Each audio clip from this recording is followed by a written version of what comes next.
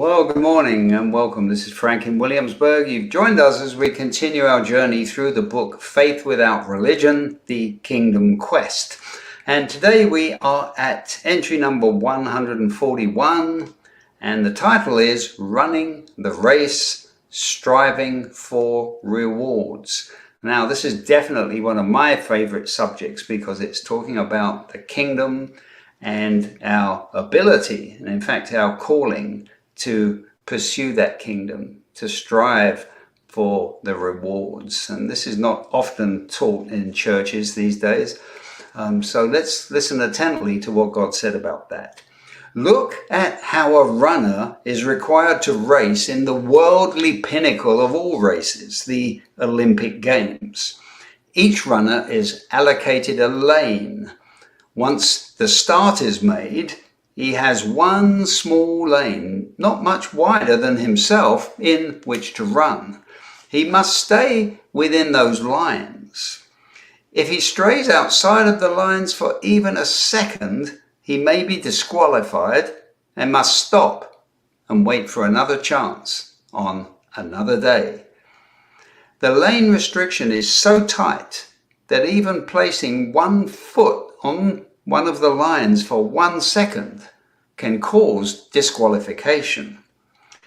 Why would attaining rewards in my kingdom be expected to be any easier, says God? It is the greatest prize ever offered to man in the history of the universe. Can people really expect it to be easy? My people perish through lack of knowledge indeed, says God. To know my word is to know that these rewards present the greatest challenge to a man, that a man can pursue, and their attainment is for those that are ready to endure to the end. Even Paul was unsure. Only by suffering through that uncertainty can the necessary perfection of your soul take place. You have to remove self. To become selfless is essential because self will always seek to serve self. And if self is being served, I am being neglected, says God. Serve me by serving others, and the focus on self is eliminated. When you put your focus on others, I come quickly into view. Self-centeredness makes it impossible to see my grace and hear my wisdom. Walk according to my ways, and you will know my ways. Walk according to the ways of this world, and you will know the ways of this world and enjoy your rewards in this world. You can have your treasures now, or you can defer your enjoyment for a more perfect eternal treasure. Staying within those lines on that straight and narrow path requires extreme focus. Only by keeping your eyes on my Spirit, my Son, can you hope to keep on track. His atoning blood saves you from death and allows you to start over each time that you fail. There is, of course, a reward for those that run with hope, and especially for those who cross the finish line. There are so many who, although the blood has saved them, they have not even started to run. They do not even realize there is a race that they can participate in, let alone the significance. The veil of religion is blurring their vision of the truth, and their ignorance will not add to their foundation, says God.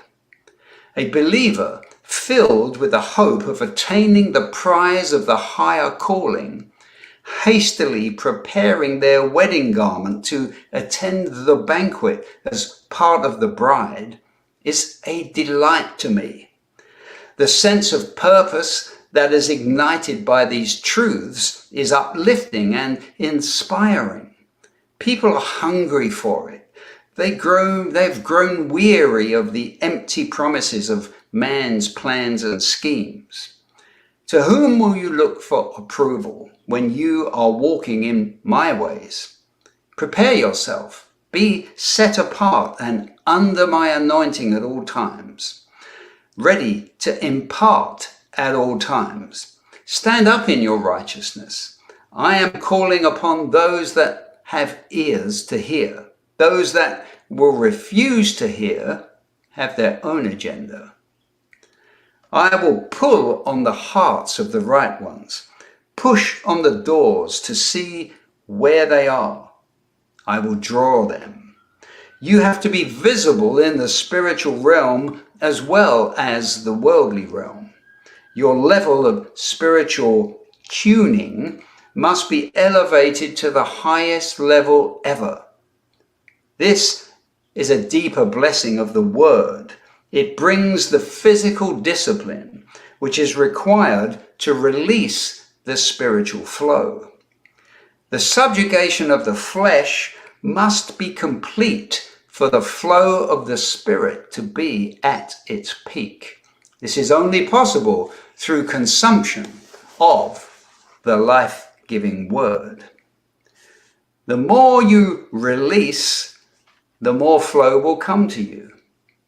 I will send you a raging torrent of spiritual sustenance, says God. Continue to remove the debris with which you have blocked the river of your anointing. You have released a trickle, but the strong current that will thrust your vessel into full sail still has not broken through. Keep pressing forward with urgency, as you do not want to be forced to wait for another tide. Your appointed time is for this hour, so be committed to the voyage and obtain direction and provision for yourselves from the stores in my word. Avoid the temptation to jump into someone else's boat. You have done that many times, and it has been to no avail, as that is not what I have called you to be. Make your tents, let down your nets as required, but once you set sail, do not leave your vessel. This is a lifelong voyage, which will take you into the millennium and beyond. So be sure that your commitment is 100%, because many vessels have come to grief on the rocks of iniquity. They have many names, but all lead to loss. Your voyage will be joyous and filled with wonders and delights and the exhilaration of feeling the closeness of my direction at all times.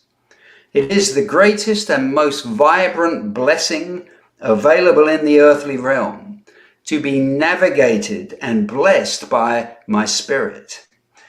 Beware to never let others steer the course of your vessel, lest they sink you on the rocks, leaving you to have to dry dock and carry out repairs.